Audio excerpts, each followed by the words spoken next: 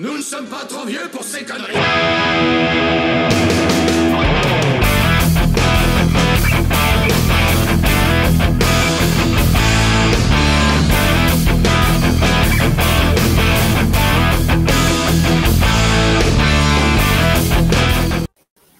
Hello, bienvenue dans cette nouvelle émission de Nous ne sommes pas trop vieux pour ces conneries, où j'ai le plaisir et l'honneur de recevoir ce soir Reed Club. Reed Club, bonjour à toutes et bonjour à tous. Ça va bien? Ça va très bien. On attend qu'une chose, c'est que la pluie s'arrête. Mais sinon, on va très bien, ça nous permet de lire, quoi. Oui, c'est ça. Bonne excuse pas pour tout avoir. À lire, Ah oui, la Belgique et ses plaisirs multiples. Où les citernes d'eau ne désemplissent plus, c'est ça. Et oh, il y a des avantages. Il y a les bonnes frites. Papa, on va promener. Non, on reste assis et on lit. Voilà, c'est ça. Et il faut bien pour écluser tous les omnibus que tu lis et les milliers de pages que tu as lues pendant tes vacances. Ouais. Je me suis rendu compte que je lis un peu beaucoup. Alors, Reed Club, pour ceux qui ne te connaîtraient pas, je pense qu'il n'y en a quand même pas beaucoup parce que ça fait comme un bout de temps que tu es sur la toile quand même et que tu as su plusieurs formats. Est-ce que tu peux nous faire une petite présentation de qui tu es et ce que tu proposes comme contenu? Voilà, Reed Club, oui, du nom Alexis, parce qu'à la base, je me disais, tiens, le Reed Club, comme ma femme lit beaucoup, est-ce qu'un jour, elle aimerait bien, elle aussi, faire des reviews? J'ai mis ça tout le nom Reed Club, en fait, ça s'est jamais fait. Ça s'est jamais fait. On s'était même dit, à un moment donné, dès qu'on a quelques lectures en commun, de pouvoir faire un genre de versus. Donc, il y avait des concepts bien établis. C'est pour ça que ma tête n'est pas sur la bannière, par exemple. Parce que c'était voué être généraliste, et comme elle est là, pas le même type, elle est plutôt BD franco-belge et moi un peu plus comics, etc. Mais on aurait eu un panel assez large qui aurait que l'algorithme de YouTube aurait détesté. C'est ça. Comment ça? La BD, du comics, du manga? Non, je comprends pas. Non. Moi, je n'ai pas encore commencé à faire Reed Club comics et Reed Club manga. J'en suis pas là du tout. Et donc voilà, ça fait 2 ans que je suis là. Moi, j'avais commencé sur YouTube avec une chaîne qui parlait de mathématiques, puisque je suis prof de maths à la base. Et puis, ça se résumait à des gens qui m'imposaient, tiens, réponds à cet exercice-là. En fait, c'était les préparations des gamins comme collés, et puis on n'était pas content. Fais cet exercice pour demain. Mais vraiment, c'était devenu de la commande. Et donc, en tant qu'enseignant, tu fais quelque chose qui ressemble, mais pas exactement la même. Ça n'allait pas. Donc, au final, au bout d'un moment, on s'est demandé de me gaver. Et donc, à un moment donné, je me suis dit, tiens, en plus, ça demande beaucoup de préparation, en l'air de rien, parce que, voilà. Donner son avis, c'est simple. C'est l'autre, on y réfléchit, on le lerne un petit peu, mais voilà, ça ne demande pas de l'écriture. Là, je veux dire, moi, maintenant, actuellement, mes vidéos, ça demande peut-être 2 heures avec le tournage, montage. Là, à l'époque, pour une vidéo de moins de 10 minutes, c'était 9 heures de boulot, vraiment. Voilà. Donc, je me suis dit, j'abandonne un petit peu ça, je mets ça de côté. Et puis, je me lance dans quelque chose que j'aime faire, c'est lire. Alors, tout un temps, c'était de la franco-belge, mais essentiellement du comics. C'est comme ça que je suis arrivé sur la chaîne avec des simples reviews. J'ai testé un petit peu plein de choses, un format un peu émission où je prenais 2 reviews et puis une petite chronique à la fin, des sorties, etc. Comme ça se faisait beaucoup, parce que quand on commence, on ziote un petit peu ce que les voisins font. Et puis au final, j'ai un petit peu abandonné tout ça. Je fais un petit peu comme je le sens. Il y a peut-être 2 grands formats là, peut-être un 3e, des reviews un peu classiques où je prends un sujet que j'apprécie. Les j'ai relus, parce que j'ai pris une décision, moi, d'arrêter d'avoir des piles de lecture monumentales. Et donc, ça m'a amené le 3e format, où au final, on le sait tous, notre carte de crédit passe fin du mois. Donc, le premier, je refais une commande d'environ, je tourne aux alentours de 150 € en moyenne, des fois 200, s'il doit vraiment compléter, comme j'ai fait il y a quelques temps, compléter des séries que j'avais commencé. Et voilà. Donc, il y a généralement un opening le début du mois pour voir un petit peu présenter mes achats et aussi que la communauté puisse dire tiens ça m'intéresse un peu plus comme vidéo un un peu faire le tri. Je ne présente plus tout ce que je lis. J'ai des piles là. Là actuellement, par exemple, j'ai lu les Jonah, We Found Them When They're Dead, les Bitterroots, ils sont là. J'ai racheté les tomes 3, j'ai relu les 3 tomes parce qu'il manquait les tomes 3 et ça faisait un petit temps. Je les ai relus. Maintenant, est-ce que j'en ferai une vidéo ou un package tout ensemble, ça je sais pas. Et ça m'a permis du coup de faire des jeux relus parce que comme ma pile de lecture diminue, eh bien je vais dans ma bibliothèque un petit peu là. Mais c'est dernière sympa vidéo d'un jet de Max Faraday sur le avis sur les Superman me donne envie d'aller repiocher un de ces Superman que ça fait longtemps que j'ai plus lu et que je serais incapable moi de re-raconter parce que c'est peut-être des grosses piles de lecture, c'est qu'on ingère, et puis qu'est-ce qu'on retient vraiment de ça. Et puis après le premier été, mais moi quand j'ai les enfants à la maison, c'est compliqué de tourner, puisque j'ai voilà, peut-être c'est la chambre de la petite qui est là et la chambre du grand qui est là. C'est la plaque tournante de la maison un petit peu. Et donc je me suis lancé simplement dans l'été en short.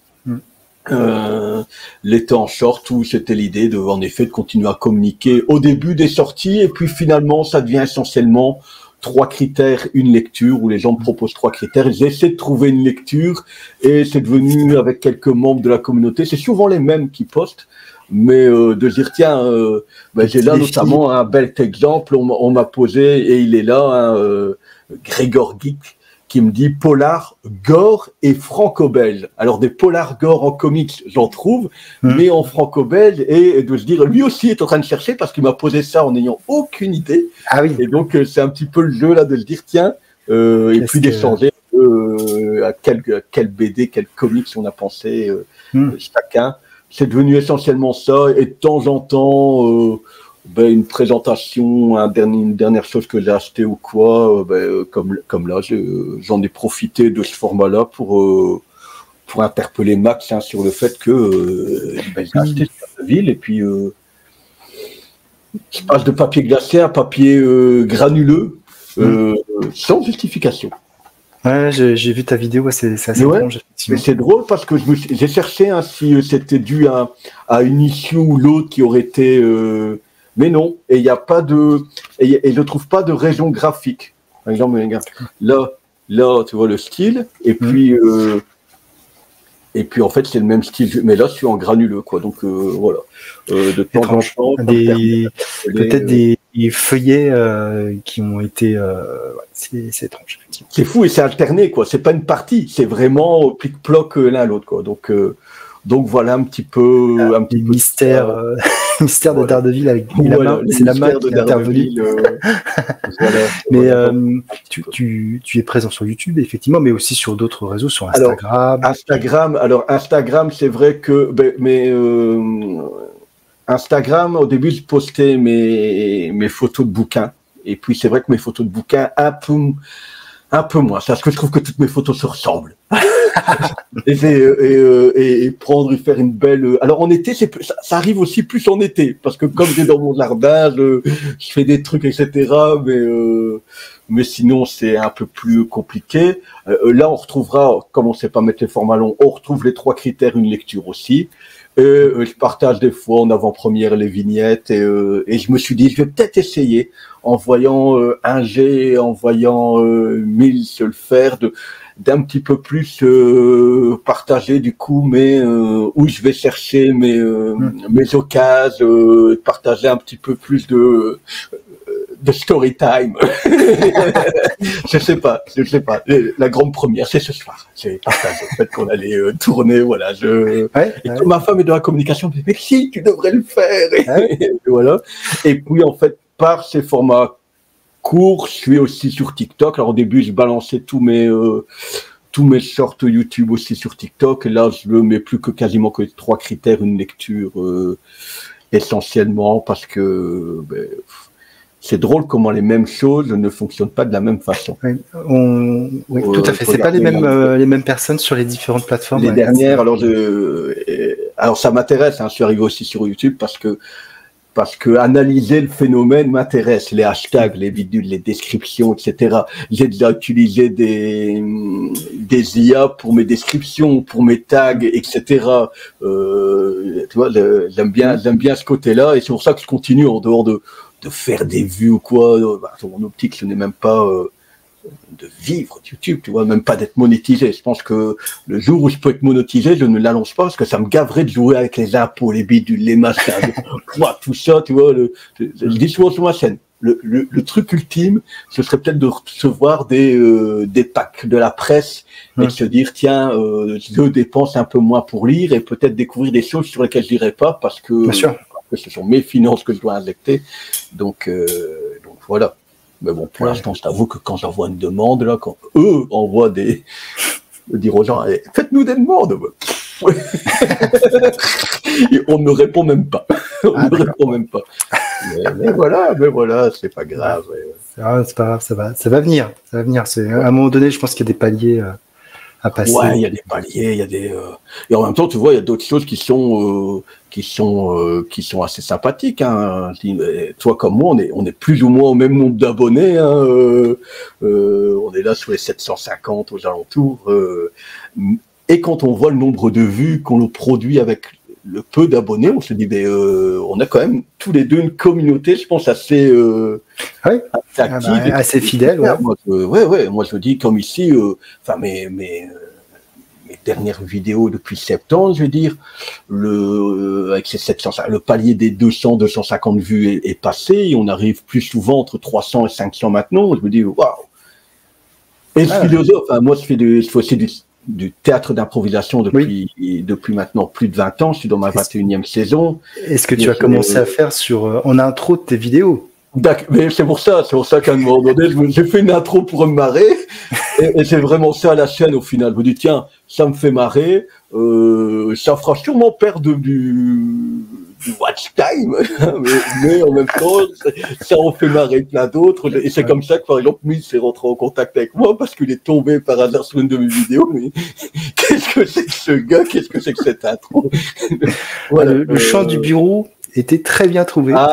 Et je suis assez fier parce que c'est tourné en une seule fois. Une seule prise. Il y a juste la deuxième prise où je sors du cadre et je vais faire une voix en dehors du cadre pour qu'on ait l'impression que ça arrive d'un autre endroit. Et la fierté, c'est de balancer sa phrase. Et en fait, je me rends compte que ça colle avec le moment où il n'y a personne qui me dit la phrase. Et donc là, waouh, en une fois, ça colle, merci. Mais comme tu dis, grosse expérience, 21 ans, tu commences à... Voilà. Et alors avec de la chance, hein, puisque pendant très longtemps, j'étais à 30 à 40 représentations par an. Donc, je dois avoir...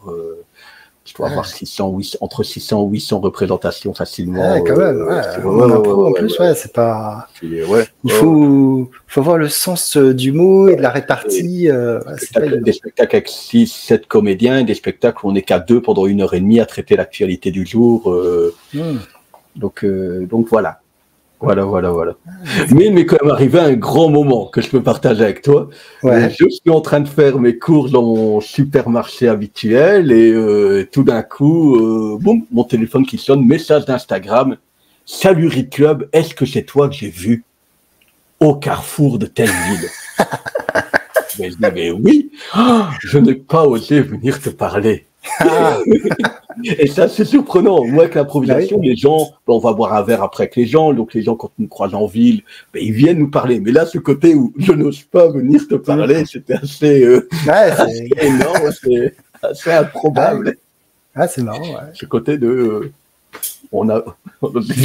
vu sur YouTube, c'est impressionnant. Oui, tu es virtuel, et là, tu deviens réel. C'est vrai. C'est vrai. Donc, en plus d'avoir une chouette commune, ils sont respectueux. Notre vie privée. Globalement, la communauté comique, c'est quand même plutôt bienveillante. En tout cas, on n'a pas des dramas comme on peut avoir sur d'autres. Non, du tout. Allez, il y a peut-être. Allez, en étant en France, il y a peut-être Max Faraday et Radio Comics là. Oui. Il y a ça, mais allez, moi, même si je partage pas tout le côté radio comics. Je suis régulièrement ses vidéos parce que c'est quelqu'un de cultivé en comics. Et puis je mets de côté le côté, et c'est devenu un peu moins le côté où vous devez vendre et il n'y a rien à faire. C'est le YouTube investissement, comme ça existe, les gens qui vendent des formations, etc., qui sont super intéressants, et ça reste voilà. Alors forcément, on va pas dire, allez. Ouais. On va pas dire non plus, on va pas dire, hey, ma vidéo la dernière, là, n'allez pas la voir, c'est de la merde, quoi. On va pas faire le même non plus. Donc voilà, moi, je vois peut-être le seul dans toute la sphère, la comics, un petit peu, et encore, c'est gentil, quoi. Ça se taclouille, c'est, Ah oui, ça va. Ça se chambre, c'est, Ça va, on n'est pas sur d'autres plateformes, fortement. Non. Et même moi, j'en ai eu quelques-uns qui sont venus là de temps en temps tacler mon cheveu sur la langue. Généralement, c'est là où on vient. Je suis comme ça depuis tout petit, quoi. Donc il n'y a pas de souci avec ça. Moi, je dis juste à ma communauté, laissez faire. Enfin, ne dites rien, c'est plus ça. C'est ma commune qui me défend. Et je dis, laissez. Je vais lui mettre un bon tacle. Ça va calmer directement. Et puis, mais non, sinon, c'est très rare. Ça me dit, t'es arrivé 2-3 fois. Ouais. Bon. Alors justement, donc tu nous as raconté un petit peu. Alors, est-ce que tu pourrais nous raconter quel a été ton parcours de lecteur? Parce que tu nous as parlé un petit peu de franco-belge, tu présentes des comics. Finalement, par quoi tu as commencé? À quel moment tu t'es lancé dans la lecture? Est-ce que ça a été l'environnement familial? Parce que bon, la Belgique, la franco-belge, voilà. Ouais, moi, il y a rien à faire. C'est alors déjà de l'école. Hein, c'est clair que moi, de mon école, il y avait une petite bibliothèque juste en face. Donc une fois par semaine, on allait chercher un livre qu'on lisait, etc. Et puis le dimanche, c'était mon père au milieu, mon frère et moi de chaque côté, et puis ça lisait un Tintin, ça lisait un Astérix. Moi, j'ai toujours les Tintins qui sont là. Ce sont les Tintins de la famille qui sont là. J'ai les Astérix, j'ai tous les Lucky Luke qui sont là. Si je me laisserais tenter, j'irais chercher les tuniques bleues parce que voilà. Mais ça, je me retiens. C'est une lecture que j'avais étant petit, mais sans la maturité de la chose. Donc les Spirou, je suis en train de regarder là, les Spirou, tout ça c'est là. Tout ça c'est resté, c'est des choses qui n'ont jamais bougé de mes armoires. Ils ont déménagé avec moi à chaque fois. Donc il y avait ça. Et puis aussi, bizarrement, ce que je fais moi maintenant. Et en te voyant quand tu parles très souvent de médiathèque ou de comme ça où tu vas chercher, mais je me dis mais je le fais plus. Je claque mes thunes dans les bouquins. Et voilà. Alors que ma bibliothèque fait généralement des petits événements pour les enfants, je vais souvent et à chaque fois que j'y vais, on reste un petit peu, on feuillette aussi avec les enfants. Mais déjà à l'époque, tous les samedis matins, on allait à la bibliothèque avec ma mère et je revenais avec 10 BD franco-belges pour ma semaine. Et elle faisait ma semaine. Donc, je suis en train de me dire là quand même, déjà à l'époque, je dis ça, je commençais à lire, quoi. Donc, 6-7 ans, jusqu'à toute ma primaire, je me claquais, je me rends compte déjà bien facilement 600 pages semaine. Si ça tenait la semaine, parce que le vendredi, on allait faire les petites courses. J'ai été déposé au rayon BD et là c'était parti. Et finalement les comics et un peu les mangas et les comics arrivent en même temps avec les là j'en ai un mais ça c'est un ancien, les Glénat qui sortaient les Dragon Ball. Oui. Et moi je suis tombé sur le Dragon Ball 7 l'armée du ruban rouge avec le général un peu efféminé là dans la grotte torse nu. Général Blue, je sais plus. C'est Blue, je pense, ouais. Lui, ça doit être Blue. À ce moment-là, et donc j'ai refait là ça pendant les courses, les Ranma à demi que je n'ai toujours pas terminé ça. Et tous ces mangas un peu classiques. À l'époque, c'était même parce que ceux-là, c'est déjà plus loin parce qu'ils sont dans le sens de lecture originale. Mais à l'époque, ils étaient en mode, je vais dire, franco-belge. Ils avaient tout recopié à l'envers. avec une couverture cartonnée qui était pour les Dragon Ball qui était quand même vraiment pas belle. Quoi. Elles sont là. Ben, ce genre de rabat. Hein. Voilà, c'est ça. La même chose, sauf qu'ici elles sont dans le sens original, mais c'était la même ambiance avec des roses pâles un peu dégradés, des bleus pâles tout dégradés, et un personnage tout petit comme ça. C'est ça. Et là, à tel point, je ne savais pas attendre, c'est qu'à partir de l'arc Freezer, je suis tombé par hasard pendant mes vacances en France sur des plus petits qui sortaient en librairie. Et c'était genre 2 tomes, un demi-tome ou un truc dans le genre, ça sortait tous les mois.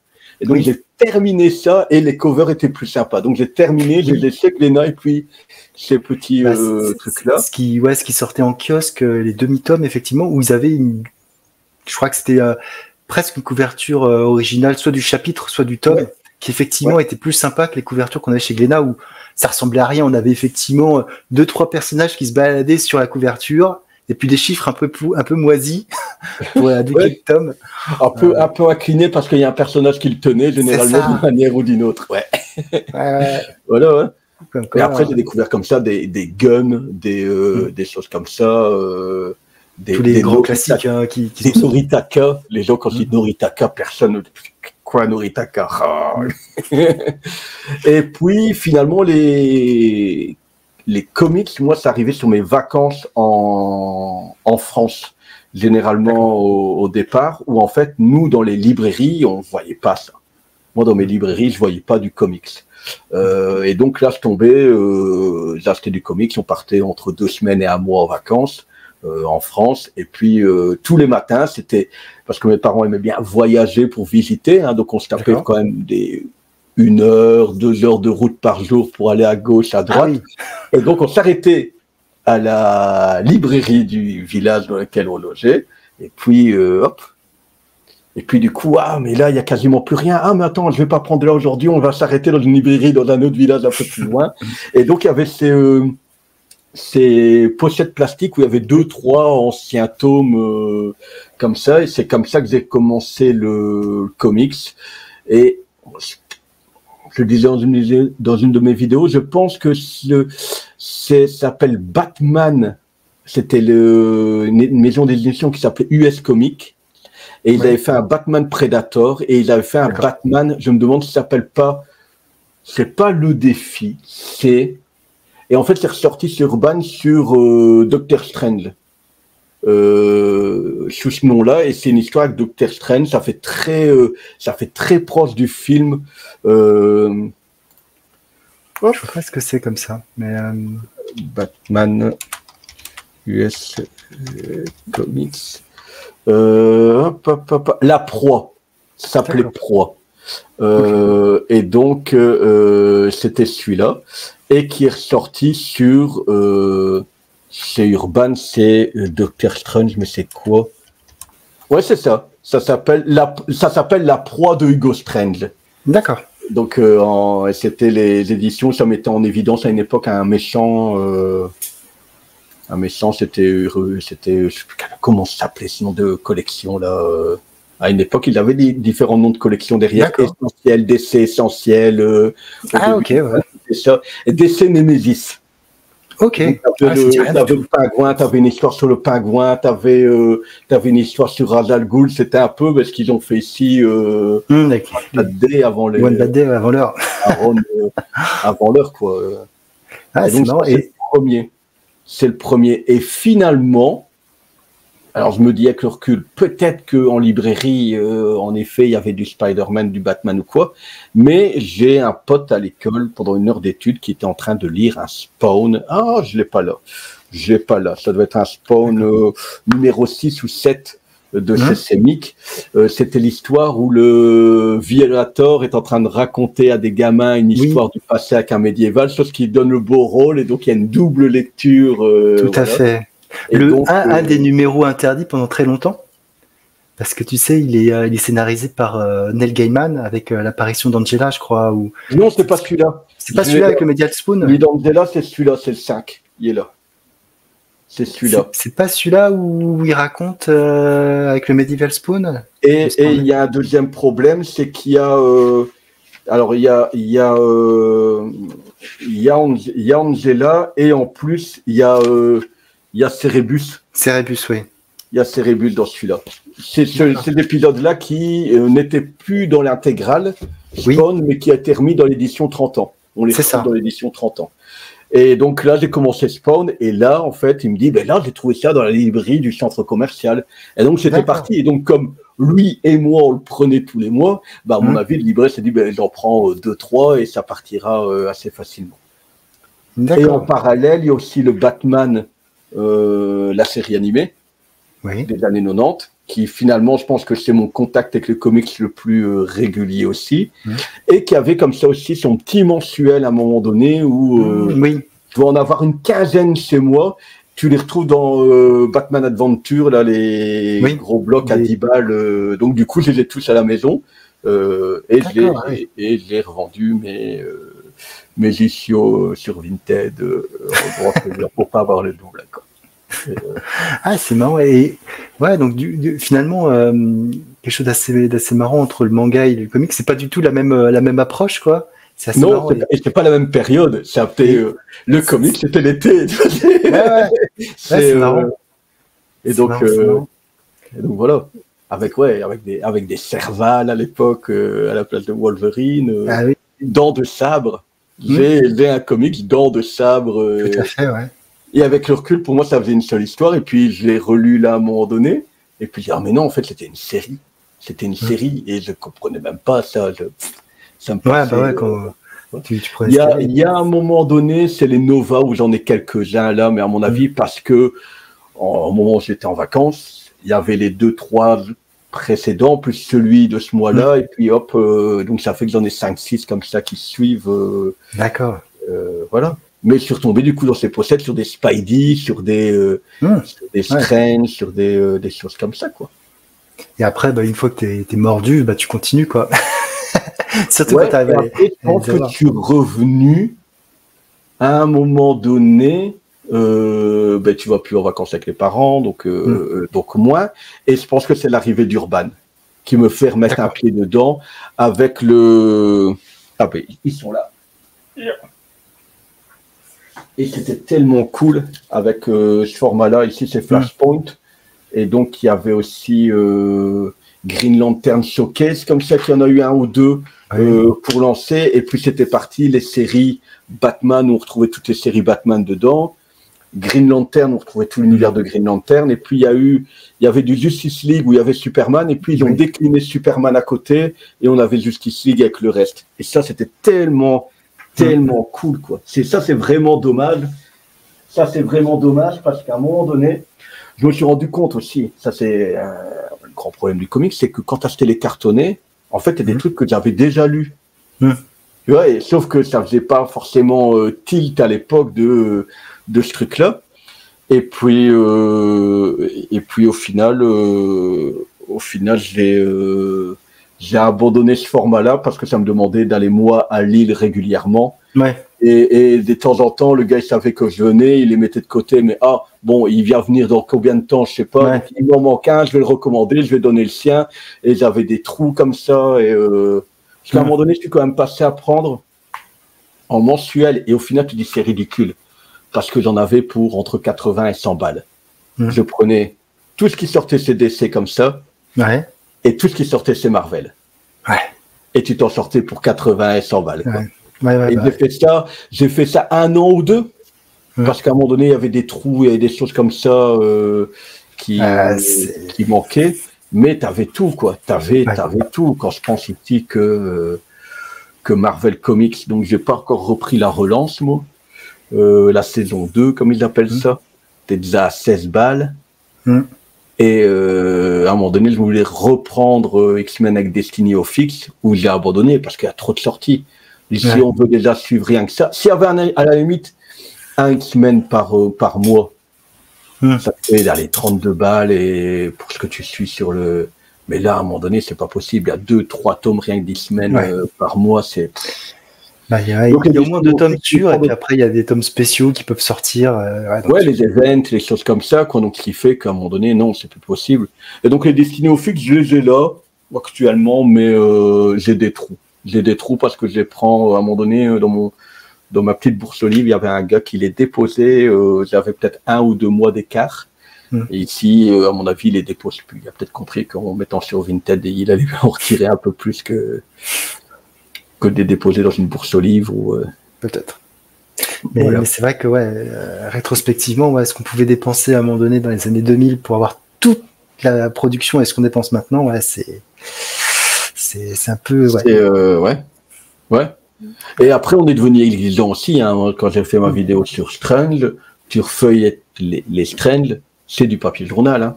Oui, bien sûr. Nous, on n'achèterait plus ça. On nous dirait, la vraie essence du comics, qui est au final un truc qui n'est pas voué à être collectionné. Quand ils l'ont sorti au départ, c'est pas voué à ça, c'est voué à être comme son journal de bande dessinée, et puis tu le jettes, et puis tu suis, t'en gardes peut-être 1, 2 pour te souvenir, et puis...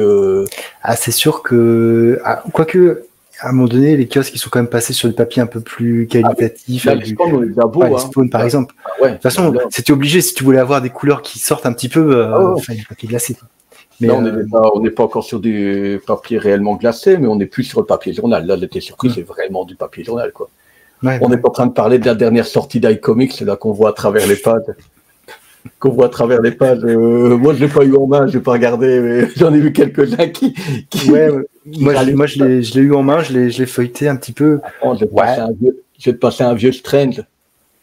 Le lis pas à la bougie, hein, tu risques de faire un appel de traîne. Non, mais c'est sûr, de toute façon, t'as raison, on est devenu aussi exigeant sur plein de choses. À la fois sur la qualité de l'édition, sur la traduction, sur plein de choses. Oui, si j'ai acheté l'omnibus qui occupait dessus Thor Dieu du tonnerre. J'avais acheté les deux Deluxe, j'avais trouvé les 2 Deluxe pour une histoire au final, je pense que pour les 2, j'en ai eu pour 30 balles. Donc, le Massacreur de Dieu et la chute de Midgard, les dernières heures de Midgard, celui qui suit.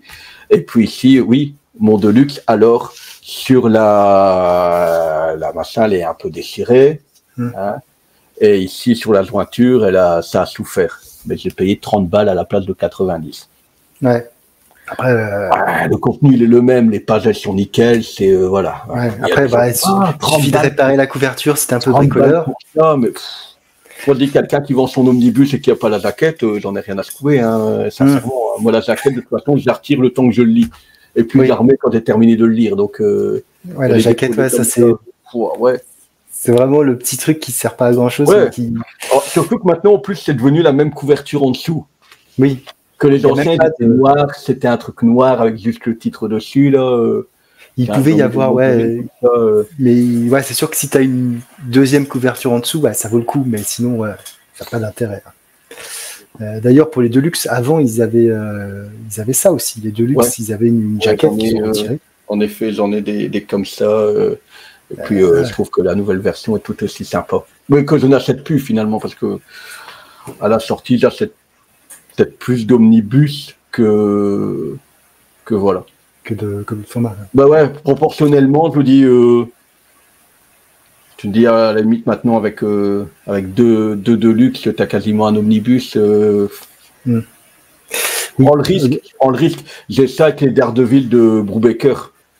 J'ai déjà reluqué, et puis quand je vois 35 balles, ça se dit, ça 2 tomes 70. Ils en mettent un 3e, on a l'omnibus. Ouais, c'est ça. C'est ce qui va sûrement arriver. Je sais pas comment. La politique de Panini parfois est impénétrable. On ne sait pas trop ce qui. Le deuxième Miller, là, il sort. Oui. Et puis derrière, le Wade, il va en avoir qu'un seul, ça, je pense.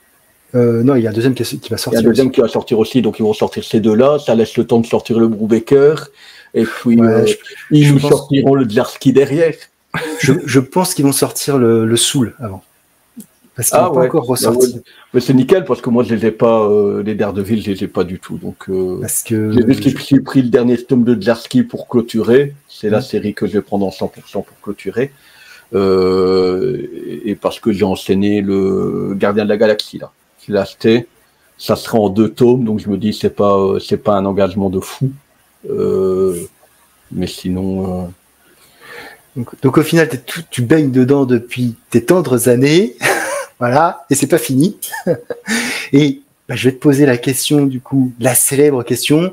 Est-ce qu'un jour, quelqu'un est arrivé chez toi, un ami, un parent, un collègue, et puis dit, ah, quand même, Alexis, là, t'es pas un peu trop vieux pour tout ça? Ouais, ma mère peut-être, parce qu'elle gardait la petite lundi qui était à la crèche, le lundi matin, le lundi et le mercredi matin. Parce que nous en Belgique, on va travailler, hein, les gamins, ils vont travailler le mercredi matin. C'est pas à la maison, hein, ils vont bosser. Donc voilà. Elle les gardait le temps qu'elle était à la crèche, et donc c'est comme ça que j'y arrive. Je lis de plus en plus en issue. Vraiment, même mon omnibus, je me fais mon petit issue le matin, là, j'ai préparé toutes les affaires des gamins, ils sont prêts, ils déjeunent, je m'installe, je lis mes petites vingtaines de pages, là, et puis hop, je le referme, et puis je vais me refaire ça le soir, et donc je le dispatche, et puis je coupe, je vais lire des issues d'ailleurs, et puis là, un peu un rythme. Donc elle me regarde, c'est bien beau, ça prend de la place, hein. Maintenant qu'on a des enfants, hein, ça prend de la place, tout ça. Et donc ouais.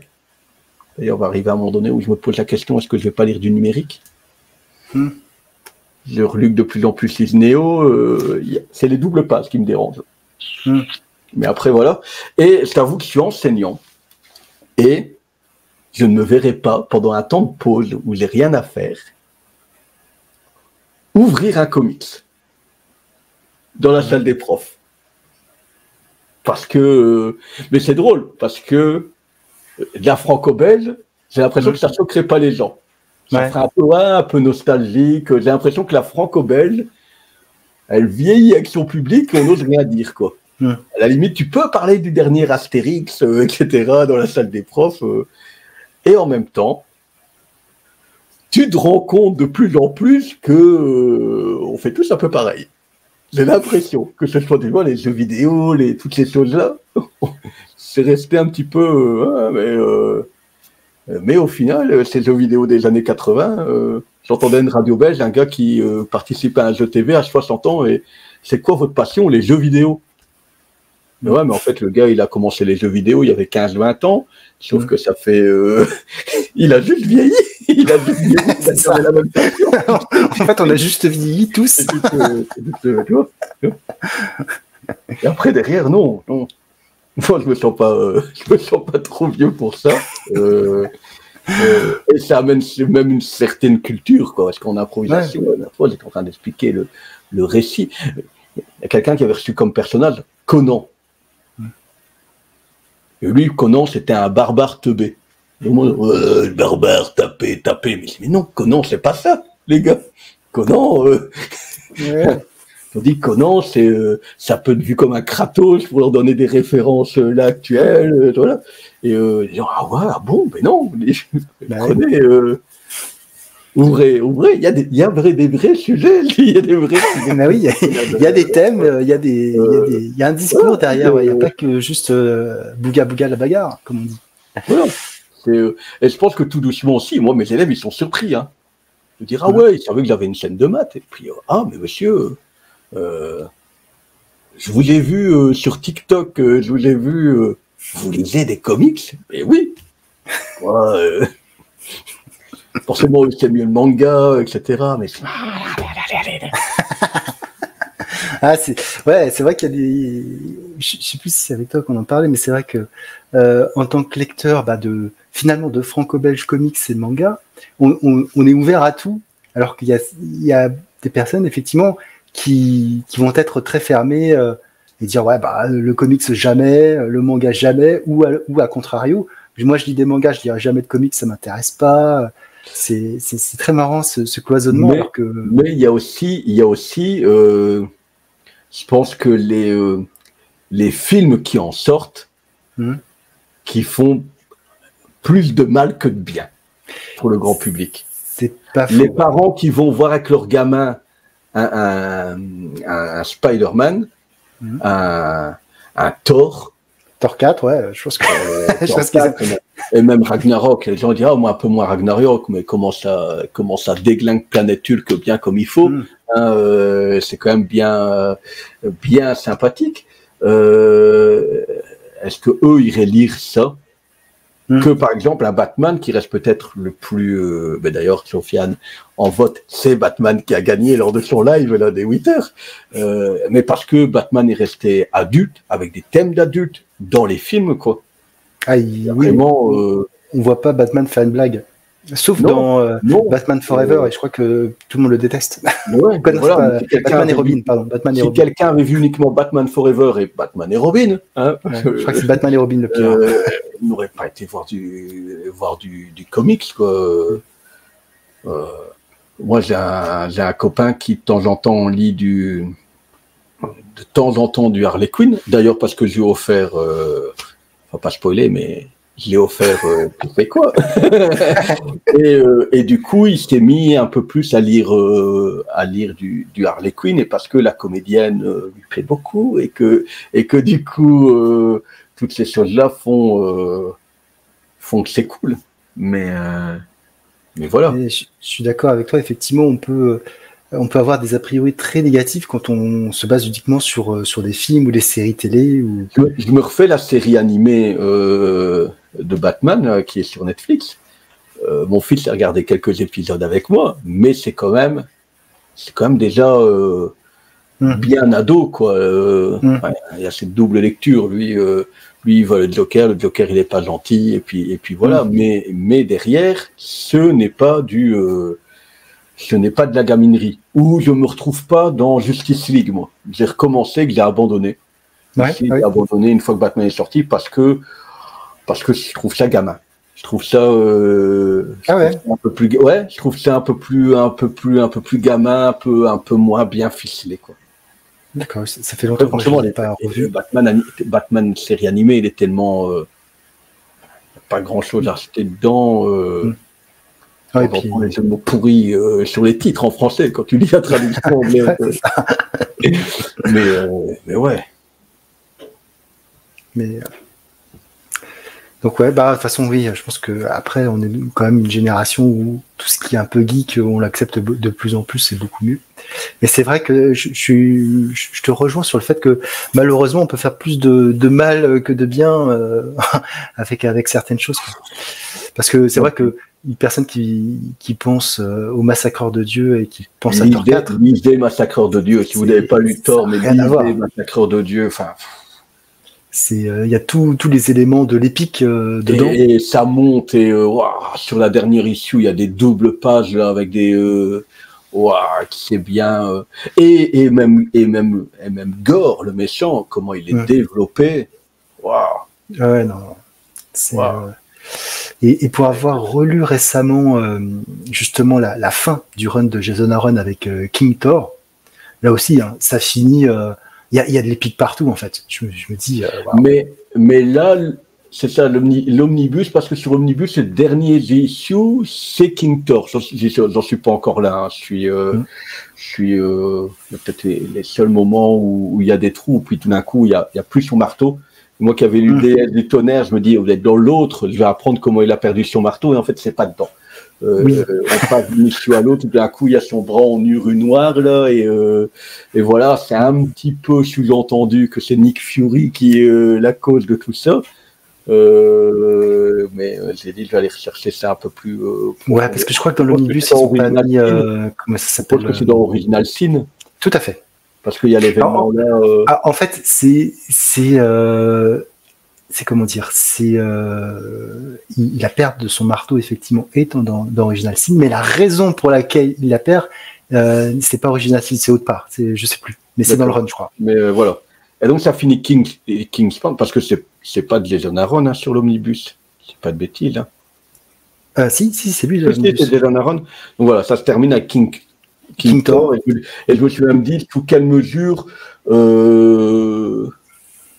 Quand Marvel Comics commence, combien il manque entre deux, en fait. Il ne doit pas manquer grand-chose. En tout cas, je peux te dire que sur King Thor, sans te révéler ce qui se passe, c'est Jason Aaron et Esad Ribic qui donc terminent ce run, et je peux te dire qu'il termine aussi bien qu'il a commencé. Mais écoute, mais c'est vraiment excellent, quoi.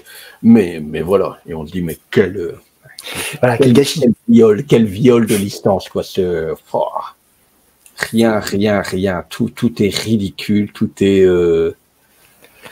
Ouais, mais... Enfin, pas l'histoire, hein. Gardien de la Galaxie a fonctionné, et donc il faut faire du Gardien. Ils ont respecté Gardien de la Galaxie à fond, et puis en fait, Et encore, même les gardiens, quand tu regardes le comics, ils sont pas rigolos à la base. Hein.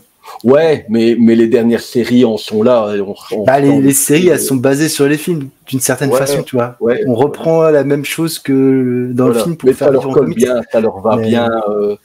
Ça leur va bien.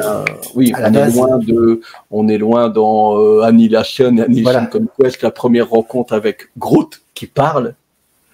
La première apparition de Groot, il parle. Ça dure une issue. Et puis, je suis Groot, c'est parti. Et Raccoon, et l'arrivée de Raccoon, ouais. Mais c'est les seuls qui gardent la qualité quasiment quoi. Ouais, c'est sûr. Et pour illustrer justement le fait que on n'est pas trop vieux, voilà, parce qu'il n'y a pas d'âge, parce que à la fois, comme tu viens de dire, le texte peut être pour les adultes, parce qu'il n'y a pas toujours il y a un double niveau de lecture, il y a des thèmes qui sont abordés, mais aussi des émotions dans l'épique, dans le, comment dire, les sentiments, etc. On n'est jamais trop vieux. On a choisi tous les deux titres pour illustrer, et tu as pris, toi, pour commencer, parce que c'est l'honneur à l'invité pour commencer. Alors, moi, j'ai pris une lecture récente, et parce qu'en fait, ça baigne dans une époque. Moi, j'ai choisi le petit omnibus. Le petit quand il est arrivé de Todd McFarlane, là, où il est au scénario et au dessin, hein, parce qu'il y a eu un Todd McFarlane McElhenney juste avant, qui baigne dans les années 90. Hein, c'est arrivé. C'est arrivé. Donc pour le public qui ne le saurait pas, on est en 1990, au mois de je dirais août, hein, ça va de quelque chose comme ça. C'est ça, on est de août 1990 à novembre 1991, 91, 90 dans la traduction. Côte Ferdo. Ça y est, je suis découvert, merde. Et puis en fait, on est déjà à cette époque où Marvel galérait, hein, pour le petit côté historique. Marvel galérait face à DC qui était bien en forme. Hein, je ne sais plus là, pour pas dire de bêtises, quelle grande. Dans les années 90, allez. Batman, je crois qu'il y avait peut-être Nightfall. En tout cas, la mort de Superman, c'est pas loin non plus, c'est les années 90. On est dans le gros event. C'est lequel qui est là à ce moment-là? Enfin, ça cartonne, ils sont en train de cartonner de toute façon. Et eux, ils galèrent et ils tombent sur tous des petits jeunes doués en dessin, un petit peu la nouvelle vague, hein, les Todd McFarlane, les Jim Lee, les Rob Liefeld. J'étais là, parce que j'en ai reparlé, j'ai fait ma vidéo il y a 2 semaines, le papier toujours là, et Jim Valentino, Rob Liefeld, Eric Larson, tous ces gens-là, qui sont là, mais au bout d'un moment, c'est des petits jeunes, et on sait très bien que ces petits jeunes-là, ils vont dire ouais, c'est bien gentil, mais nous, nos créations, on veut pas que ça vous appartienne, quoi. C'est donc, surtout nous, on veut bien jouer avec vos Spider-Man, avec vos X-Men, mais ce qu'on crée de nouveau, ça doit être à nous et on doit toucher quelque chose. C'est surtout qu'ils ont vraiment crevé le plafond avec leur vente, quoi. On a du mal à imaginer aujourd'hui, par exemple, un X-Men numéro 1 qui s'est vendu à plusieurs millions d'exemplaires. C'est juste. Pour ça, dans l'omnibus, ça remet bien ce qu'on essaie, mais ça remet bien l'église au milieu du village dans ces termes-là. Et parce que toc. Donc, le numéro de Spider-Man, je sais pas combien de millions d'exemplaires il a 2,5. Voilà, c'est ça. Avec, il avait lancé d'ailleurs Donc, là, qu'est-ce qu'il décide? Ils sont déjà venus frapper une paire de fois à la porte. Et mon petit Todd, on va te calmer. On va t'offrir une série Spider-Man qui va s'appeler Spider-Man à toi. Voilà, tu feras tout, scénario, dessin, fais ce que tu veux, éclate-toi. Ils lui mettent même quasiment les premières couvertures alternatives. À ce moment-là, je sais pas combien de couvertures pour le premier numéro. qui arrivent les 2,5. Et au final, quand tu les vois, les covers, c'est une version métallique, une version un peu dorée, des choses comme ça, quoi. Un costume qui change. Un costume qui change. Ouais, elles sont dedans aussi un petit peu tout ça. On dit, ouais, mais à Une l'époque, couverture d'ailleurs qui a été reprise, mais un nombre de fois absolument hallucinant. C'est vraiment, ouais, elles sont là dans le fond. Et au final, ben pourquoi cet épisode est assez court, hein, parce qu'au final, il y a quoi? Il y a 16 épisodes dedans. Ouais, c'est ça, même 15, parce que en fait, 15 parce qu'il y a un 15 il le fait pas. X-Force dedans. X-Force avec, si je dis pas de bêtises, c'est Rob Liefeld qui est dedans. C'est Rob Liefeld qui est dedans, et notamment un épisode qui est censuré. Mais les deux épisodes sont entièrement. Oui, en page comme ça, c'est pas hyper pratique, mais. Non. Mais ça va, voilà. Il est pas trop lourd, donc tu peux le manipuler. Et pourquoi il est pas si lourd? Parce qu'en fait, il va se barrer après 14 épisodes. Ciao, merci, on s'en va, toute la bande s'en va pour commencer à créer Image Comics, qui arrive officiellement, je vois les dates, ils mettent 92. Oui. 92 à ce moment-là, avec forcément Spawn à l'époque, qui est arrivé, nous, en mai 95, mais qui est arrivé à ce moment-là. Et c'est d'ailleurs drôle dans ma vidéo. Alors c'est, je sais plus qui j'ai vu là, qui fait ses chroniques papier, je vois souvent passer, qui le déglingue en disant mais ça a mal vieilli, c'est. Il y a des histoires qui sont, ouais, moi j'ai relu aussi. Ouais, mais moi je trouve que. Alors, bien les gens ont oublié, ils ont cru que Todd McFarlane était un scénariste de génie. Toute la bande qui est sur mon petit papier qu'on a décrit là, regardez ça, fait la mise au point à la caméra, tous ces noms-là, messieurs dames, et ils galéraient, hein, quand ils ont créé Image Comics, ils galéraient à sortir des histoires à temps. Ouais. Et donc c'est ça qui a fait qu'à un moment donné, il y a beaucoup de séries qui ont pas duré super longtemps parce qu'ils n'arrivaient pas à tenir les délais, et donc les gens disaient ouais mais quand est-ce que ça sort la suite? Après, ils ont appelé des scénaristes pour les aider et ils ont dessiné derrière. Mais donc, McFarlane est celui qui s'en est le mieux sorti avec Larsen. Ouais. Mais c'est vrai que tu l'as mis dans ta vidéo. Hein, il y a tellement de choses de Spawn dans ce tome de Spider-Man, c'est hallucinant.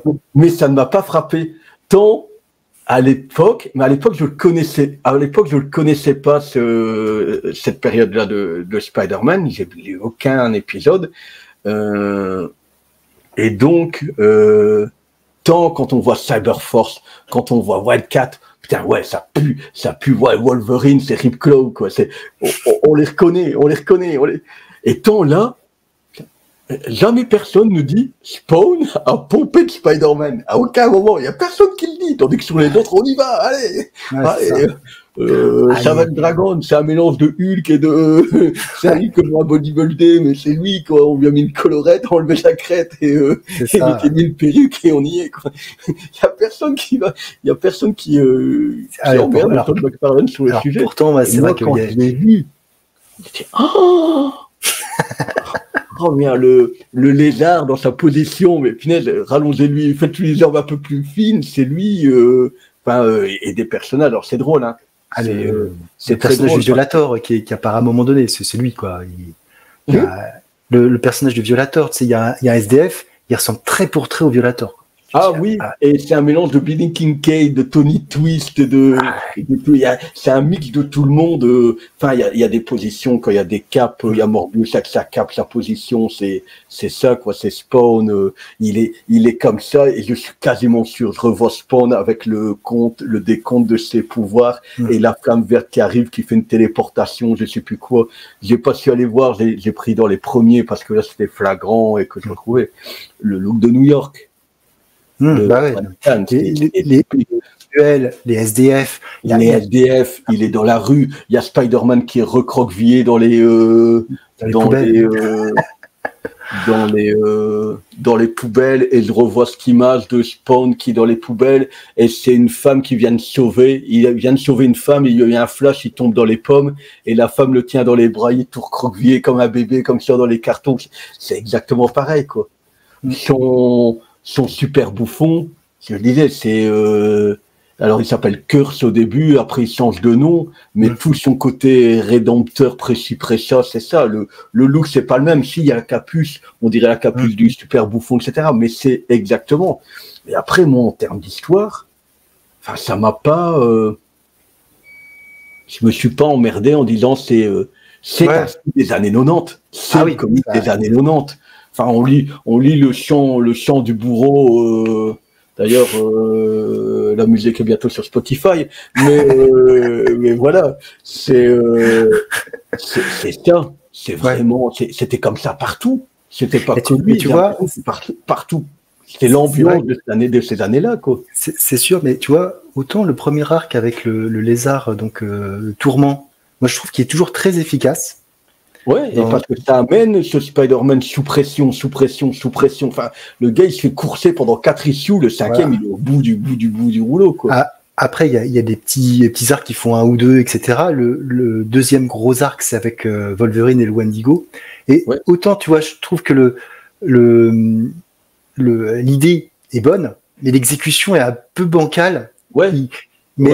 Mais comme tu l'as dit, on reconnaît des thèmes qu'il va après aborder avec Billy Kincaid, avec le mal fait aux enfants et tout ça. Moi, dans ce run-là, c'est peut-être le petit côté où le développement des coupables, on n'a pas la même chose que dans Spawn. À un moment donné, il y a Terry Fitzgerald qui est foutu, où il y a la CIA sur le cul, il y a le FBI, il y a la mafia qui est dessus, etc. On n'a pas ce côté-là où on comprend pas jusqu'où les gars qui sont en train de manipuler ça. C'est vraiment un truc qui, quoi, pour moi, c'est exercé, quoi. Il a fait un prototype, il a vu un petit peu les thèmes qui l'intéressaient, et après il a amélioré dans Spawn, tu vois. Moi, cette histoire, en tout cas, parce que il y a des très belles planches, mais je me suis dit c'est effectivement dans le jus des années 90, comme tu l'as dit, mais on voit qu'il était encore vraiment au début d'écrire des histoires, finalement. Oui, mais partout, hein, c'est pour ça que je les ai là. Alors, je pense qu'il y en a 3 qui sont sortis. Moi, j'en ai 2, c'est d'époque. Mais quand on lit ça, les Akira Toriyama, c'est pareil. Hein. C'est pareil. Tous les personnages de Dragon Ball, du Dr. Slump et tout sont dedans. Hein. Il y a quand même, quand on arrive dans le tome 2, c'est magnifique aussi de plagiat, enfin. quand c'est soi-même, ça va. Attends, je vais te mettre en. Ouais, mais c'est ça. Mais c'est vraiment. Si ça, c'est pas Bulma et les looks, ça, si on n'a pas un petit peu de Yamcha, il y a quand même un truc à l'époque qui s'appelait Dragon Boy. Et puis. Et voilà, c'est. Il n'y a rien à faire aussi. Toute la représentation, c'est du truc connu. On propose quelques planches et puis, ça passait dans les jumps, etc. Il fallait, une fois qu'on a fait ses armes, je pense qu'on pourrait s'amuser à aller rechercher comme ça des vieux travaux des premiers, que ce soit Kirkman, etc. Et d'aller rechercher des choses, des premiers. Mais c'est très drôle là comment c'est flagrant. Chaque fois, combien de fois je mais c'est Spawn. C'est Spawn. Mais après, voilà, comme tu l'as dit, c'est quoi pour moi, cette lecture, c'est à la fois alors toi, tu l'avais pas lu. C'est la première fois que moi, je l'avais déjà lu, donc il y a un aspect effectivement un peu nostalgique, un aspect aussi, comme tu dis, Spawn. Moi, Spawn, c'est aussi une des premières lectures que j'ai eues dans les années 90, et forcément, t'as ce sentiment un petit peu de reconnaître quelque chose que tu as déjà vu, quoi, et que tu apprécies. 22 francs pour 2, j'y suis. Ouais. Les 22 francs. 132 francs belges. Ah ouais, ça fait mal quand on y pense. Hein, mais... 132 francs belges, ouais. C'est vrai on est à 3 €, quoi. Ouais. C'est ça. 3 €. Donc, ça veut dire qu'on serait à 6 € pour un Marvel Comics actuel. C'est ça. Quasiment, ouais. Et c'est tellement plus agréable, quoi. C'est tellement plus agréable d'en sortir un D'ailleurs, je me demande sur ma chaîne si avec les spawns, je vais pas m'amuser à faire des shorts où je vais juste lire une issue et faire un genre de petit résumé en 1 minute. Ouais. Voilà. Et je fais de remonter comme ça, essayer de remonter jusqu'aux 300 et quelques épisodes. Ah, c'est intéressant, c'est un beau défi en tout cas. Mais Après, ouais. j'ai vu un gars comme ça qui a essayé de faire 365 lectures sur l'année. Un fou. Il était au bout du rouleau. Ouais. mais ouais, mais ce Spider-Man, moi, c'est vrai. En tout cas, c'est vrai que c'est. Tu l'as fini quoi? Tu l'as fini? T'as lu toutes les histoires? J'ai tout lu là. Ouais. Lui, il est terminé. Ouais, il a été assez vite. Hein. Je t'avoue que je sais pas s'il a fait 3 jours. Hein. C'était tellement agréable. Et puis comme c'est des petits arcs, tu sais, je me dis allez. J'en ai vu 3, c'est un arc en 5, c'est bon quoi. C'est ça, c'est le premier c'est un arc en 5, après je crois que c'est un arc en 2, après c'est un arc en 5, après c'est encore un 2. C'est ça. Et puis après c'est le crossover avec X-Force. Ouais, c'est ça, 5, 2, 5, 2, 2. Ouais, ça. Il y a encore bas-fond avec ces LDF qui sont enlevés là par le... Et c'est noir et c'est violent. Ouais. C'est vraiment... On est loin d'un Spider-Man effectivement joyeux, quoi. On est vraiment dans la noirceur. Et d'ailleurs, très juste sur la chronique où il se fait un peu démonter, là, j'ai lu, je ne sais plus, c'est sur quel groupe de Facebook là, que j'ai vu passer ça. Mais on est aussi... où je suis d'accord, c'est que du coup, on a très peu la vie de Peter Parker. Ah oui. On voit que c'est pas le look de Todd McFarlane de se casser la tête. Lui, il aimait bien faire des gars baraques. Et puis la vie d'à côté. Ouais, ça m'intéressait pas quoi. Et il y a 2-3 passages. Et ce qu'on voit, c'est Mary Jane qui dit Peter n'est pas encore là. Peter n'est pas encore là. Pendant ce temps-là, Peter me manque. Il n'est pas là. C'est pas faux. Bon, c'est pas faux. Alors, je sors en discothèque. C'est ça. Alors, on profite pour aller en discothèque. Ouais. C'est marrant. Mais ouais, t'as tout à fait raison. Effectivement, et d'ailleurs, dans Spawn, finalement, il y a assez peu ce côté. Mais déjà plus. Tu vois, Déjà plus. Mais finalement, il n'a pas de vie de famille, quoi. C'est juste ses compagnons d'infortune. La vie de famille, c'est les autres. C'est les autres et ouais. Un peu plus avec Sam et Twix, finalement, c'est plus leur relation aussi à eux. Et puis, et il y a très peu de moments finalement joyeux. Même ces vies sont conflictuelles. Tout à fait. Terry et Vanda, c'est quand même, c'est pas la joie. Non, c'est pas la joie. Et puis, avec leur fille qui est enlevée tous les 4 matins, où il y a des drames. Le seul moment où c'est un peu plus tendre, c'est quand il va revoir la grand-mère de Vanda, une dame assez imposante avec sa robe blanche, là, un peu mode Louisiane, comme ça, où c'est un peu plus doux. Et elle est aveugle, donc elle ne le voit pas. Elle sait que c'est lui, mais elle ne voit pas à quoi il ressemble. C'est un peu plus... Mais c'est vrai, t'as raison. En tout cas, c'est vrai que c'est une tranche de l'histoire du comics, comme ce Spider-Man, mine de rien. Ah ouais, c'est vraiment... D'ailleurs, c'est bien expliqué. Il y a... ça, c'est quelque chose que ma chaîne m'a amené. C'est de m'intéresser un peu plus à l'envers du décor. En lisant les post-faces, en lisant ce qu'il y a à côté, et tout ça. Parce que moi, finalement, c'est vrai que dans mes lectures, on en parlait, je savais rarement te dire c'est tel scénariste, c'est tel... tu vois. Finalement, Todd McFarlane le fait que c'est Todd McFarlane est venu bien plus tard. Moi, je lisais Spawn. Et à la limite, je me suis jamais inquiété que ça changeait de scénariste et que ça changeait de dessinateur. Et que pour ça, c'était complètement très loin de tout ça, quoi.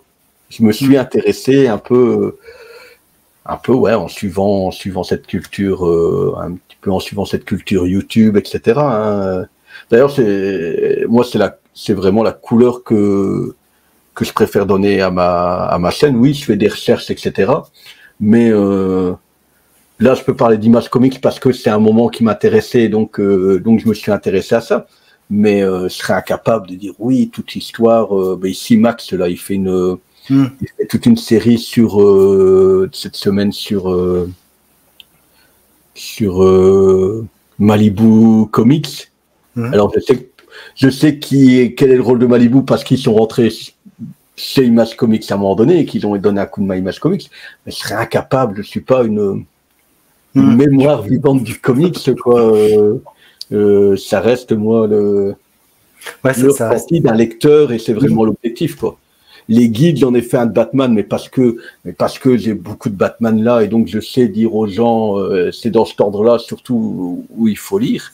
J'en ai fait un sur Nightwing parce que je trouvais intéressant de dire aussi aux gens, attention, il y a des trous dans Nightwing, on n'a pas tout, et puis entre le Rebirth et Infinite, il manque un bloc, hein, il manque une dizaine d'épisodes faciles. Voilà, quoi. J'aimerais bien en faire un Green Lantern, mais c'est impossible, quoi. C'est impossible. Même moi, là, je ne sais pas. Entre les parutions d'Urban, voilà, quoi. Mais en tout cas, là, pour le coup, cette postface, je vous dis, elle est en 2 pages, elle est claire, elle est nette, elle est précise, elle pose bien les trucs, et puis ça ne demande pas 20 milliards de références, quoi. Ouais, non, et puis c'est vraiment une partie de l'histoire des comics. Et puis après, ce qui va entraîner la suite aussi, parce que Todd McFarlane, qu'on le veuille ou pas, ça a quand même été un acteur qui a changé beaucoup de choses dans le comics game, et pas que sur Spider-Man. Voilà, c'est toute l'industrie qu'il a entraîné. Hein. Et Image est toujours là, hein, de se dire, on est parti, et ça n'a pas été facile. Après 1 an, ça pouvait se casser la gueule, et puis. Bien sûr. Non, mais c'est clair. Et ça continue encore aujourd'hui.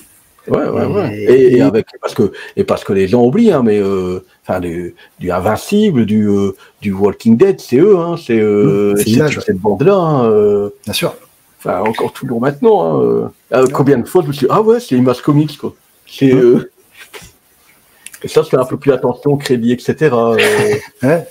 Maintenant, je reconnais les dessinateurs, des fois. Ça fait lui. Je connais ce trait.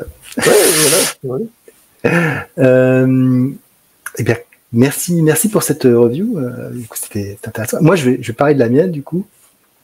Je vais parler de la mienne et je vais parler Darling de Stéphane Sejic, qui est sorti au Black Label, 3 épisodes parus en 2019 et qui nous raconte l'origin story d'Harley Quinn, finalement. L'origin story de ce personnage qui avait été créé dans le dessin animé, dont on a parlé tout à l'heure, par Paul Dini et Bruce Timm. Un personnage qui n'est pas si vieux que ça, finalement, dans le monde du comics. Ça. Ouais, quand même, ça commence à faire, parce qu'après, il y a eu... on devient trop vieux. Après, est-ce qu'on peut dire l'âge des dames? Est-ce que ça se fait ou pas? Voilà. Parce qu'elle doit bien avoir une 30aine d'années maintenant avec Mad Love. Parce que, effectivement, suite à la série télé, à la série animée, pardon, il y a eu ce Mad Love pour mettre en comics ce personnage. Et Stéphane Sejic a réinventé cette origin story dans les années 2019, donc à la mode des années 2000.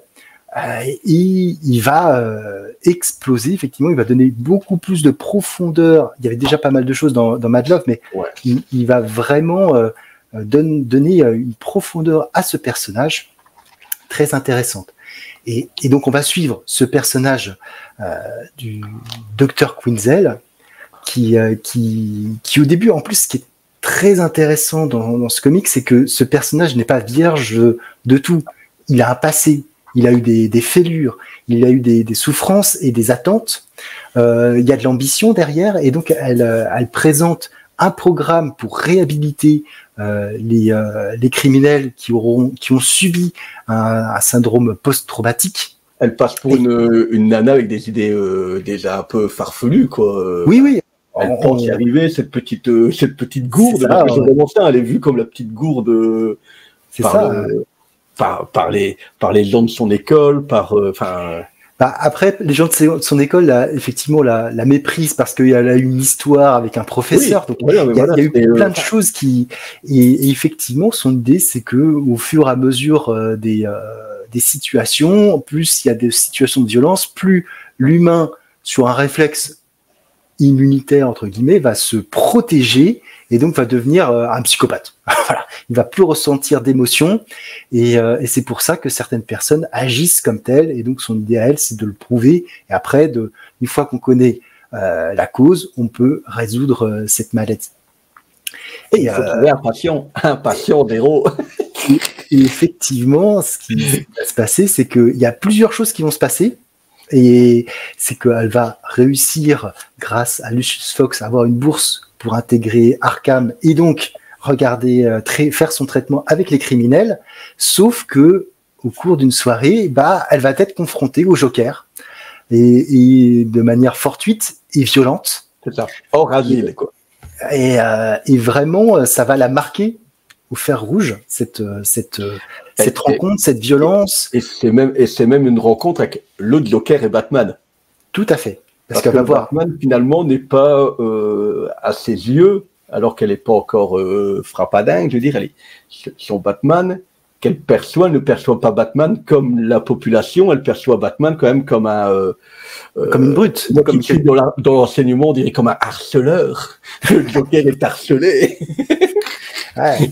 Mais c'est ce là qu'on a, quoi. C'est vrai que qu'elle a un regard sur Batman qui effectivement elle comprend pas ce qui se passe à un moment donné quand il va le fracasser le Joker. Elle trouve que c'est trop. Elle va prendre effectivement.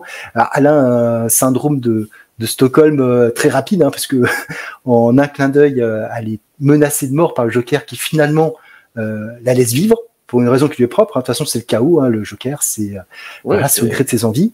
Et quand elle le voit se faire tabasser par Batman, elle est presque plus pour le Joker en disant arrêtez que pour Batman, alors qu'elle. C'est le fort qui tape sur le faible à la cour de récré, à la limite, hein, en caricaturant, mais c'est vraiment ça, quoi. Et elle va se garder de raconter cette histoire. Elle entre à Arkham, elle fait le tour de tous les patients et ça fonctionne pas. Elle sent qu'il y a un manque dans sa thèse et elle va voir le Joker et commencer à faire les études avec lui.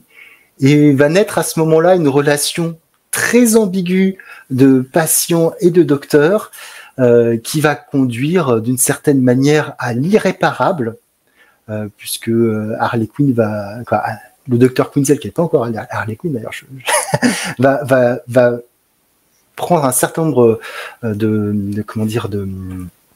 elle va casser certaines procédures, elle va couper la caméra, elle va devenir de plus en plus proche du Joker jusqu'à être intime avec lui. Oui, et dans sa tête, c'est tout le temps à des fins thérapeutiques, c'est-à-dire qu'elle justifie clairement ses choix, quoi. Elle est dans le déni total. Voilà, et personne ne l'arrête. D'ailleurs, elle boit énormément. À un moment donné, c'est dit aussi clairement. Ouais. Elle est dans une dépression qui va la conduire au bord de la légalité, pas au bord de la légalité, à franchir la ligne de la légalité, et elle va sombrer dans la folie. Donc c'est un comics où vraiment on a toutes les étapes. Et on comprend, en fait, elle ne fait que les mauvais choix. Ces cauchemars, et dans lesquels ces cauchemars, c'est quasiment quand même toujours Batman, le cauchemar. Tout à fait. Alors qui va comment dire, empêcher ses patients de guérir. C'est le méchant qui va bloquer les processus de guérison du Joker. Et en même temps, je trouve qu'on a un Joker qui est aussi très intéressant parce qu'elle se rend compte que le Joker s'est toujours foutu de la poire de ces thérapeutes, etc., des psychiatres qui venaient le voir. À aucun moment elle se dit il peut faire la même chose avec moi réellement. Enfin, si, elle a un petit, mais ça l'effleure à peine. Et nous aussi, on se demande sous quelle mesure il joue avec elle comme il a joué avec tout le monde, ou est-ce qu'il est enfin vrai avec quelqu'un. Il y a toujours le doute. Après, on a quand même, à un moment donné, je vais pas révéler si c'est vrai ou pas vrai, mais on a des indices pour savoir ce qu'il en est vraiment. Et t'as raison, il est toujours dans une ambiguïté de savoir, puisque s'il raconte la vérité, s'il raconte sa vraie origine, si c'est son vrai nom, si c'est... En fait, il y a vraiment plein de choses, ce personnage qui gagne lui aussi en profondeur par rapport à sa relation avec Harley Quinn, qui n'est pas juste une relation simple, hein. C'est une relation qui est compliquée et qui va se complexifier au fur et à mesure du temps, se ramifier et jusqu'au point de non-retour finalement. Il y a ce point de non-retour et puis voilà. Alors, on a le personnage qu'on connaît à la fin d'Harley Quinn. Et c'est mené vraiment en 3 épisodes où à chaque fois, l'auteur va réussir à... Je suis d'ailleurs surpris qu'il n'ait que 3 épisodes, en fait. Quand tu dis là 3 épisodes, j'étais revoir derrière, mais ouais, en fait, il y a 3 grands chapitres. Et puis, c'est ça. 3 épisodes, il réussit vraiment à nous narrer cette origin story et on y croit. Le seul point négatif que je dois trouver à ce récit, c'est que quand même, les personnages sont bien trop beaux. Ils sont tous très très beaux. C'est magnifique, quoi. Ils sont tous très très beaux, très très bien dessinés. Voilà, je vous défie de trouver un personnage mal dessiné. Voilà, ils sont tous vraiment très très bien dessinés, trop beaux. Moi, je trouve que le Joker est un poil trop beau, mais bon, après ça c'est mon avis. Mais ouais. Ce comics montre à la fois effectivement comment on peut se mentir à soi-même, comment les gens par des relations peuvent manipuler ou pas les personnes, et surtout comme tu dis, comment on peut soi-même se faire tout un film et se tromper, quoi. Ça donnerait envie qu'il nous fasse un Terre 1 à lui, parce qu'on voit d'autres personnages, forcément, on voit Harvey Dent, et ça donne envie, parce que même le peu qu'on voit d'Harvey Dent, c'est classe, quoi. Ça donne vraiment envie. D'ailleurs, moi, comme je l'ai dit, c'est un comics que j'ai offert au parrain du petit et à mon témoin de mariage pour lui faire lire un comics une fois. Je lui dis, c'est tellement classe, quand je l'ai lu, il va adorer, quoi. Et comme de juste. Et si je lui ai offert son deuxième, je lui ai offert au cahier, tu vois, donc moi, je lui... Ouais, ouais, c'est ça. Tu lui donnes de la bonne canne, tu vois. Ah ouais, c'est ça. Il faut. C'est sûr que si tu donnes du Thor 4, tu vas pas. Et c'est vraiment ce qui me fait dire de temps en temps, hein, on devrait se dire, ouais, pendant, je sais pas moi, 2-3 ans, on met la série dans les mains de quelqu'un. Qui la redémarre, on n'est pas obligé de savoir à chaque fois que Batman, ses parents ont été tués par... mais voilà, et de recommencer vraiment un peu table rase, de dire quelqu'un qui a envie, mais voilà, il sait que il y a 3 tomes, et c'est 3 ans d'histoire, et puis voilà, parce qu'on est quand même, enfin, tu sais, dans les continuités, on est quand même pas bien pour l'instant. Ce qui est d'autant plus malin avec cet album, c'est que justement, on peut aussi bien le prendre comme un récit complet, hors continuité, ou le mettre dans la continuité, ça rentre complètement. Il n'y a pas de choses où on se dit, ouais, non, c'est pas... Parce qu'effectivement, tu parlais tout à l'heure d'Harvey Dent, mais Harvey Dent, c'est pareil. Il y a son origin story aussi, d'une certaine manière, dans ce tome. Mais voilà, on n'est pas du tout, comment dire, en désaccord avec la continuité. Tu lis Arline, tu peux très bien lire du Batman actuel sans se dire, ah ben non, mais c'était dans une autre terre. C'est hyper bien fait à ce niveau-là.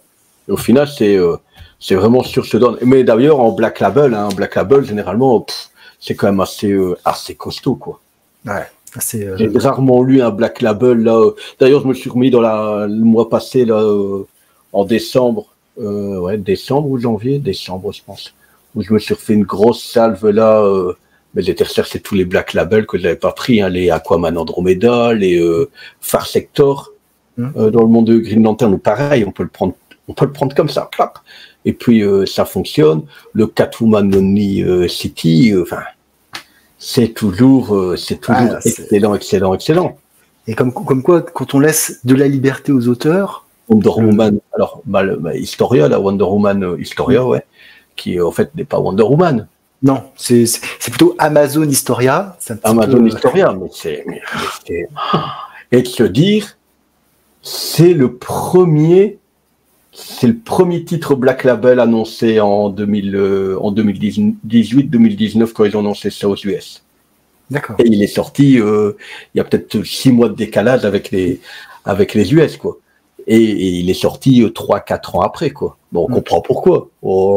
Mais de laisser le temps. Ah ouais, non mais c'est comme s'il sortait. Enfin, on en serait au même niveau, hein. Si Astérix y sortirait tous les mois, il y a un album d'Astérix qui sort, c'est pas faisable, quoi. Ah non, effectivement, mais il faut que ça soit à la fois un petit événement et puis surtout que ça ait quelque chose à raconter. Et c'est vrai que là, en tout cas dans ce tome, il y avait vraiment quelque chose à raconter et quelque chose d'intemporel, ce qui donne une histoire finalement qu'on peut lire à tout moment. On n'est jamais perdu. Alors après, voilà, on voit par rapport aux séries actuelles, bah oui, c'est différent, etc. Mais d'une certaine manière, on a déjà tous les petits indices qui font l'Harley Quinn actuelle. On voit sa relation avec Poison Ivy, on voit sa relation avec le Joker, avec Batman, avec d'autres pensionnaires. Donc non, c'était très malin. Vraiment, je pense que c'est vraiment, c'est pas sorti il y a longtemps, hein, comme tu l'as dit, c'est 2019, moi j'ai vu en VO. 2019, ouais. Ouais, ici moi j'ai dépôt légal mai 2020, mais voilà, mais je pense que je l'ai déjà lu 3 fois, j'ai pris 3 fois ma claque. Hein. Ah oui. Ah ben, c'est vraiment top. De temps en temps, il y a un petit goût de silence des agneaux. C'est pas faux. Ce côté, effectivement, de toute façon, on l'a aussi entre Hannibal Lecter et Clarice Starling. Il y a cette relation très ambiguë entre les deux. Le Joker dingue qui rit comme on peut l'avoir dans certaines versions, quoi. Ah, on a un Joker posé. À l'époque des New 52, il était complètement frappadingue. Vraiment, là, il est le pervers narcissique manipulateur. Hashtag psychopathe, quoi. C'est ça, exactement, parce que on le voit, il n'hésite pas à tuer dans le tome. Hein, il a aucune, à la fois aucun remords, voilà, il fait vraiment ce qu'il veut au moment où il le veut et dans une violence quand même assez forte. Mais ouais, mais t'as raison, on n'est pas sur un Joker hystérique comme on peut l'avoir dans d'autres versions. C'est vraiment ultra cool, quoi. Ouais, non, c'est très bon. Et j'ai découvert, alors je vais me renseigner parce que a priori il y a une suite que Stéphane Sejic aurait dessinée en digital. Alors je sais pas où c'est disponible, je sais pas d'où ça sort, mais je suis curieux de voir ça et de voir un petit peu ce qu'il en est parce que voilà, finalement s'il a autre chose à raconter sur le personnage, ça m'intéresse. Je trouve ça plutôt intéressant. Mais je sais pas si c'est sorti. Ouais, Arline, c'était pas Stézic, des fois ses plans pour la suite, c'est sur dcplanet.fr. Et ouais, non, bon, je suis curieux. En tout cas, voilà, je pense que c'est comme tu l'as dit, c'est un tome absolument top, quoi. Et d'ailleurs, du coup, c'est le genre de bouquin qui se dit, les gens qui ont peur de Joker 2 avec la rencontre d'Arline, si ça a servi de base. Ah bah oui, ça peut être que top, quoi. C'est top. Parce que les gens, moi j'ai des gens qui ont allumé le dernier Batman avec Pattinson là. Oui. Et en fait, les références qui sont données par Urban Comics sont tellement pas bonnes par rapport au film. Parce que c'est du terre 1, parce que c'est en effet Batman Imposter, mais parce que il y a le co-scénariste qui est au scénario de l'autre côté. Mais c'est tellement pas les bonnes références qui sont données. On nous a revendu Halloween, année 1, allons Halloween, mais c'est vraiment pas ça, quoi. Et moi, je me fais déglinguer. Et quand je dis je préfère ce Batman-là à celui de Nolan, moi. Clairement, parce que quand je dis c'est limite un film d'auteur, une vision d'auteur de Batman et que j'adore et que je trouve ça vraiment excellent, quoi. Et vraiment excellent, et ça fait partie de ça, et j'espère qu'ils se seront inspirés de ça pour Joker 2, quoi. Ah, j'espère aussi, quoi. En tout cas sur Harley Quinn, il n'y a pas non plus énormément de titres qui sont en haut du panier.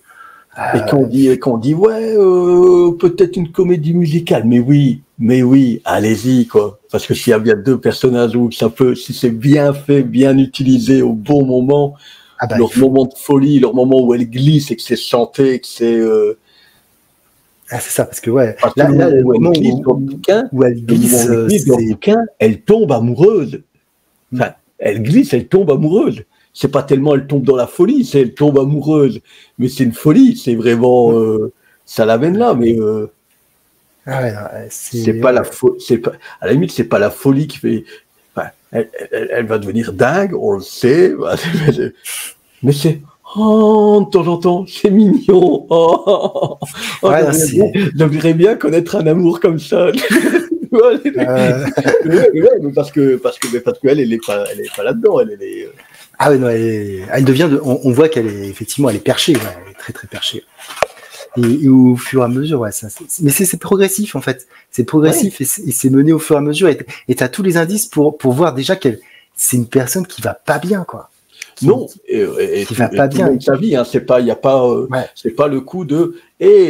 C'est quand j'étais petite, une fois, on m'a volé un bonbon. Non, c'est vraiment graduel dans sa vie, quoi.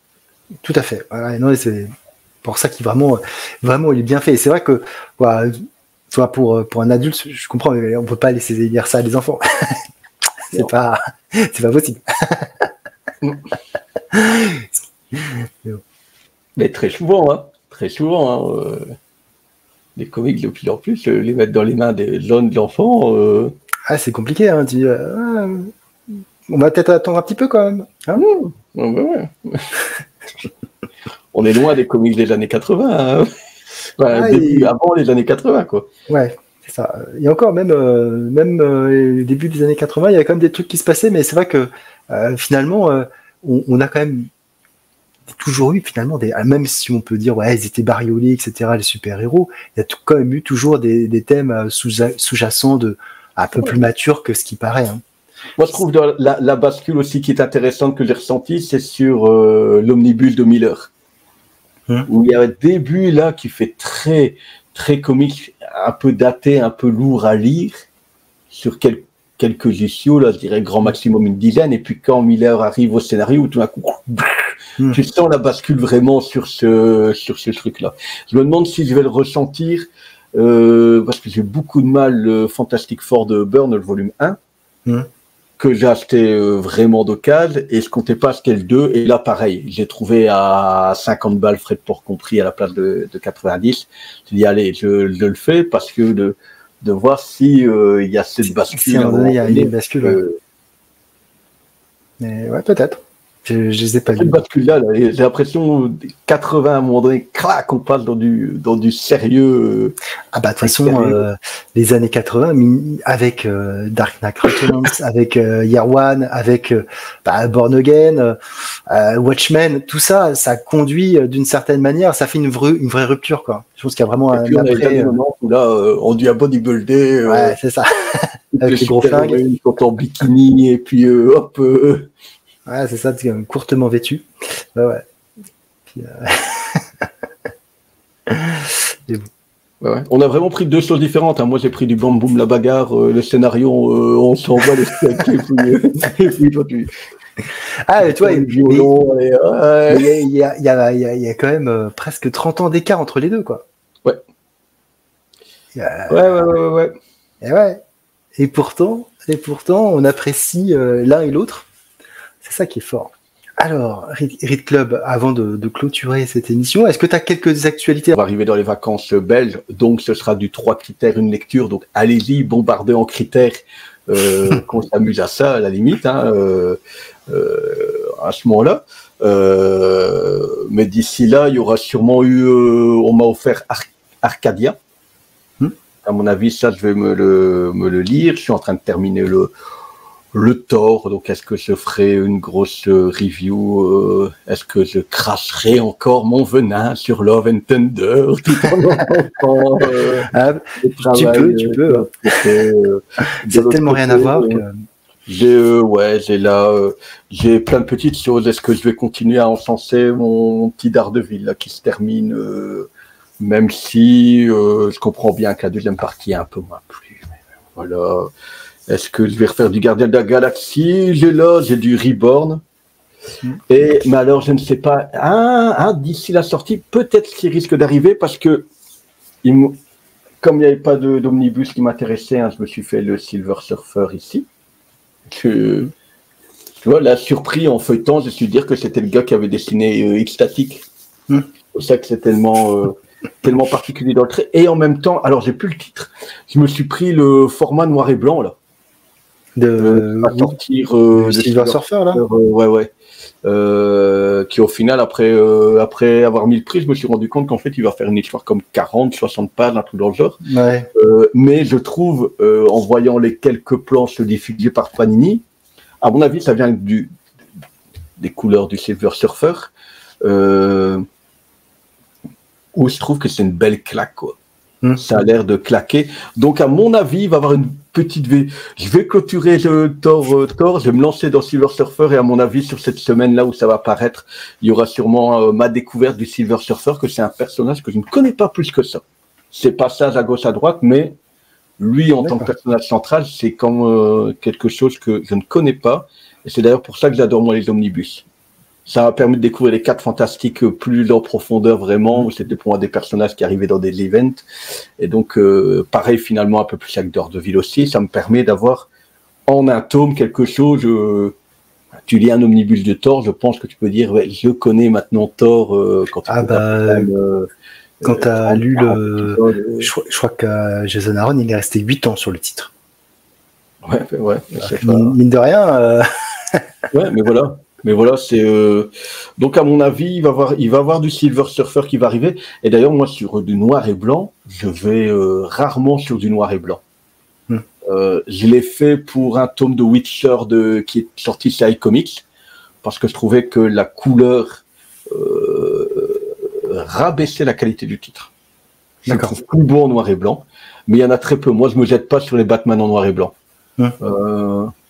Le dernier de Silvestri, là, qui est aussi encensé.